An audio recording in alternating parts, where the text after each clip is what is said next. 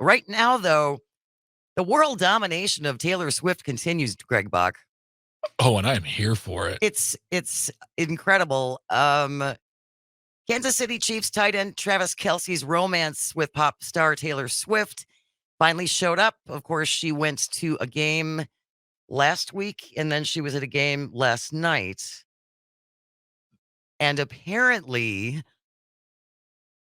everyone found out that she was going to be at the game. Yeah. So the last minute tickets, which usually go for a pretty reasonable price, Of course, the prices jumped up massively just because TayTay was going to be there. Honestly, and this is nothing against the Swift. If I found out that she was going to be there, I wouldn't go just because that I'd be like, oh, there are going to be so many people now. It's going to be craziness and, rambunctiousness. And I just, no, thank you. I'll watch it on my television. And all thatness. The 12-time Grammy winner is proven to bring a palpable economic impact wherever she goes. Her ongoing Eras tour is projected to generate $5 billion in consumer spending, and that's just in the U.S. $5 billion. She's just like a country. She's got her own GDP. She does. It's the TDP. The GDP. Oh God, I gotta write that down. Yeah, that's going. Holy funny. That's so funny. It is remarkable, and this even extends to the sale of Travis Kelce's jerseys. Oh, yeah. TMZ Sports reports that Kelce jerseys are now selling like hotcakes after Sunday's game. Fanatics told TMZ Kelce is one of the 5 highest selling NFL jerseys over the last 24 hours and saw a 400% increase in sales just in that span. I mean, and then it will all come crashing down. Sorry, I don't mean to be cynical. But you mean this isn't going to last forever? You know what? I kind of wanted to. I would love. Wouldn't that be? Okay. Let's take off our cynical / skeptical hats. Okay. We look terrible in multiple hats, anyways. Let's put on an optimistic hat. What if this is the romance that lasts forever? They're quirky. They're fun. He's funny and fun. She's awkward and fun, and they'll do songs together. What if that happens? I think that would be great. I think that'd be so sweet and adorable. I do too. I really do. And as you had pointed out, and I wasn't all that familiar with Travis Kelce, but he's a very talented tight end for the Chiefs. Won a Super Bowl a couple times, and he actually hosted Saturday Night Live a little bit ago. What was that, last year? Last season. Yep. Last season before the strike. Is that so? Let's take a listen to Travis Kelce as he's hosting SNL. Seriously, I'm honored that SNL asked me to host. I was nervous about doing a monologue, but then I remembered I'm pretty good with words. Like during games, I do these super eloquent pump-up speeches for my teammates. Please watch. More.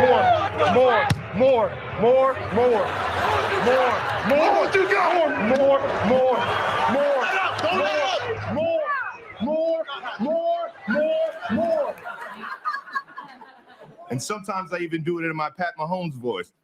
More. Do it, Cal, do it. Love you, Pat. Probably the coolest thing about this Super Bowl is that my whole family was there.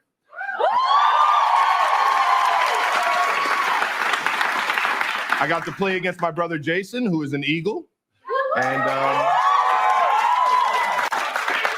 And my mom was on TV more than both of us.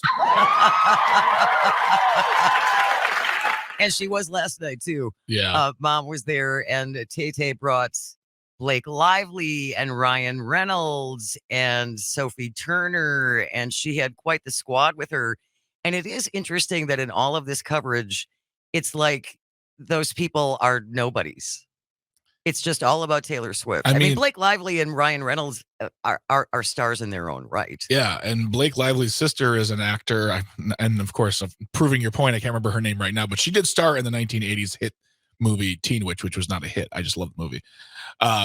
But yeah, I mean, that's just, but I really can't dislike her. And I don't want to dislike her, but like that's sort of celebrity for me always just seems like, okay, I get it. Everyone loves you, but she just is funny and lovable, and she seems very kind and sweet. I mean, yes, she writes breakup songs, about boyfriends, but a lot of people have been doing that for a long time. In Long fact, time. we got a text from the 262 that said, Greg, I think you should have a competition to write the lyrics to the songs T Swift will write once she's broken up with Travis. Oh. I won't do that. I'm not going to take part in heartbreak unless he deserves it. Well, if she writes a breakup song about him, you know he will deserve it. Ooh. At least according in her fans' mind. Yeah. And maybe this will spawn a whole new era of happy, positive, upbeat songs from Taylor Swift. Yeah, maybe. And do you know who's not upbeat about this though, Jane? The GOP. Which I find hilarious. Not so much the Travis her thing. I'm sure that probably rankles Oh, their... but there's yes, because he drinks Bud Light. No, he drinks Bud Light, but also she's getting people to vote. She's encouraging them to register to vote, I should say. Let's keep this very clear. She encourages people to register to vote. She got 35,000 new voter registrations. She encouraged them to do that. And the GOP people, they're getting all their hackles in a raise because they've said outright that if her fans register to vote and they vote, they could possibly lose elections. Well, she has 336 million followers on social media. Yeah. And so 35,000 is a great start. Mm-hmm. But yes, they're definitely afraid of her encouraging, especially younger people, to register to vote because traditionally, when younger people vote, that does not work out well for the Republican Party. And though she's made no clear stance on her politics, it's very much out there what she believes in. She does her best without coming out and just saying, I support this person. And if your fans love you to that extent, they're probably going to stand with your politics. And I mean, I'm half smiling here because I'm like, yeah. But also I'm like, also read books, kids. Yeah, read books, inform your own opinions, and vet your own candidates. Absolutely. Don't just vote for someone who tells you how to vote. She's not doing that. Again, at least not as far as I'm aware. And Greg, you and I have talked before about the video that is widely available if you haven't seen it yet, the discussion that she's having with her parents backstage about why she feels it is so important to take a stand. And she's from Tennessee. Marsha Blackburn is a congressperson from Tennessee who has put forward all kinds of anti-LGBTQ legislation and many other things like that. And so she also calls on her Christian faith and what she believes are the actions that an actual Christian should do. Yeah. And if you haven't seen it, I highly suggest you do a Google search for it. Just do Taylor Swift, mom and dad. Outtake. Yeah. And it should come up, but it's not like she's ever tried to quash that, or it's not like she's ever tried to stop that from being out there. And yeah, they're afraid, and they're afraid of young people, as they should be. Well, they're afraid of that. They're afraid of Taylor Swift. They're afraid of fair maps. They're afraid of voting. They're afraid of access to voting, making it easier to vote. They're afraid of all those things because they know the moment that those people they have spent a generation or 5 disenfranchising have the ability to easily vote and are informed on the candidates. I'm not saying that the Democrats are going to win forever, but what I'm saying is that those individuals, they're going to be packing their bags and they're going to be out the door. Well, and again, this goes back to their policies are not popular. Their policies do not resonate, especially with younger generations who are tired of having school shooting drills and nothing comprehensive being done about gun violence in schools and just gun violence in general, reproductive rights, all of those things. The younger generations do not like the Republican policies. So rather than change the policies, they just want to make it harder for younger people to vote. Vivek Ramaswamy has said that on the campaign trail, that he thinks that we should raise the voting age to 25. What? Yeah. That we should raise the voting age to 25. And you can still serve. You can still serve in the military, but you can't vote. And I guess I would like to know his genius-informed idea on this. I don't know that it is informed opinion on this. And I just think of all of there are young parents. There are people who get married at 18 and 19 years old and have children by 20 or 21. So you're not going to be able to vote until you're 25, but you are responsible enough to start a family. That is so offensive isn't the word I want to use, but that's disgusting. It's disgusting. Well, and short-sighted. I just don't see how they think ultimately this is going to break in their favor. Does he think that, oh, they're 25, they're conservative now? Right. I know how I was so conservative when I was 25. 844-967-2789, 844-96-party. Just curious your thoughts on TayTay, Taylor Swift, Travis Kelce, T. Kelce. and her effect on the global economy. You are listening to As Goes Wisconsin on the Civic Media Radio Network. Welcome back to As Goes Wisconsin. Jane Matnair in for Kristen Bry. Greg Bach is on the board, and we are talking about the remarkable impact of Taylor Swift pretty much on world economies and just on life in general. She was at last night's Chiefs game with her, watching her new boyfriend, apparently Travis Kelce. And ticketing platform StubHub saw a 175% increase for the Chiefs-Jets game. Now the second highest selling game of the NFL season. The total audience exceeded 24 million, making it the most watched NFL broadcast of the week amid spikes in interest from women aged 12 to 49. And this is the best thing to happen. I mean, this is a great thing to happen to the NFL. Well, I have two things. Like, first of all, I was like, who won? And I looked, it was the Chiefs, but by 3. So that's not much. Right. But also, they're gonna have to have a massive meeting amongst his people and her people for a proper singular explanation of why she's not at the next game. Because I mean, she might have tours, she might have this, like she might have a reason. She can't go to every game. She's gonna have responsibilities and obligations. Right. So the moment she's not at a game, people are going, what's going on? Did they break up already?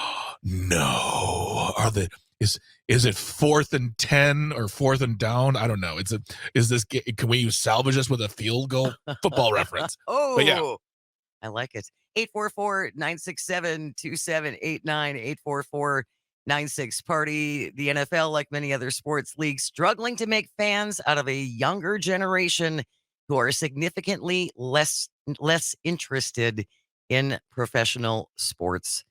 It's remarkable the impact that she has had. Texter from the West from Middleton texting in, I hope for Travis's sake they don't break up because his ass is going to be grass. Ooh, it's getting spicy here with the language. Spicy language. Spicy language. And then we were also talking about the Republican Party's efforts to make it more difficult for younger people to vote because young voters don't seem to be very taken with the policies of the Republican Party. It doesn't zhuzh their spirit. Ooh, zhuzh the spirit. It does not zhuzh the spirit. Texture from the 224. Greg, remember the GOP is not weak and does not live in fear. We got the other one too. They actually answered the question with regard to Vivek Ramaswamy. Yes.